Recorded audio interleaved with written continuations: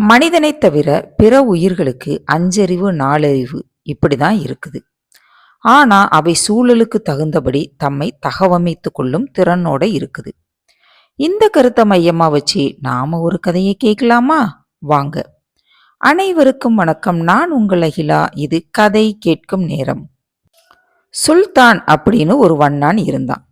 அவன் அந்த ஊர்ல உள்ளவர்களோட துணிகளை எல்லாம் துவைச்சு வெளுக்கும் வேலையை செஞ்சுக்கிட்டு இருந்தான்.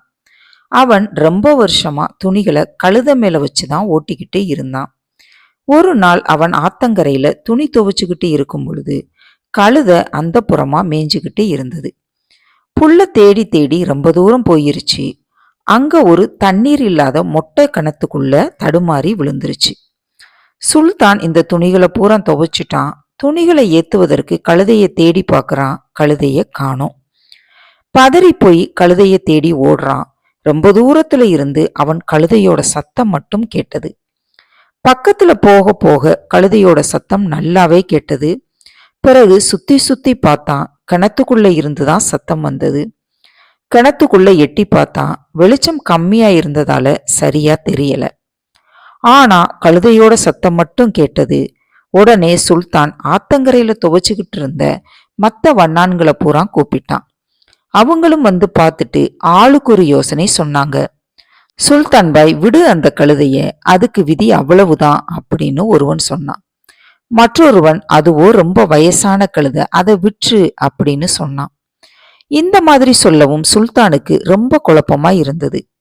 பிறகு தெளிவாகி மனசுக்குள்ள, நாம இப்படியெல்லாம் செய்யக்கூடாது, தப்பு, அது எனக்கு எவ்வளவு பெரிய உதவி செஞ்சுக்கிட்டு இருக்கு, என்னையே நம்பி இருக்கிற ஒரு ஜீவனை நான் விட்டுறலாமா? கூடாது அப்படின்னு நினைச்சு கூட இருந்தவங்க கிட்ட உதவி கேட்டான். நாம இங்க இருக்கிற குப்பைகளை எல்லாம் இந்த கிணத்துக்குள்ள போட்டா எப்படியும் கழுத மேலே ஏறி வந்துரும் அப்படின்னு சொன்னான். அதுக்கு மத்தவங்க எல்லாருமே கேவலமா சிரிச்சாங்க. அதப்படி சுல்தான், அது என்ன மனிதனா இந்த மாதிரி யோசிச்சு தப்பிச்சு வெளியே வர்றதற்கு அப்படின்னு சொன்னாங்க. ஆனாலும் சுல்தான் அவங்கள விடாம பக்கத்துல உள்ள குப்பைகளை அள்ளி அந்த கிணத்துக்குள்ள போட செஞ்சான். குப்பைகளை போட போட கழுதை கொஞ்சம் கொஞ்சமா குப்பைக்கு மேல ஏறி ஏறி பிறகு வெளியே வந்துருச்சு. கழுதை உயிர் தப்பிருச்சு. இந்த கதையிலிருந்து நாம தெரிஞ்சுக்க வேண்டியது என்னன்னா, நமக்கு எவ்வளவு தடைகள் வந்தாலும் தடுமாறி விழுந்தாலும் ஏதாவது ஒன்ன பற்றி கொண்டு முன்னேற வேண்டும். இனி ஒரு நல்ல கதையோடு அடுத்த வீடியோவில் சந்திப்போம். நன்றி, வணக்கம்.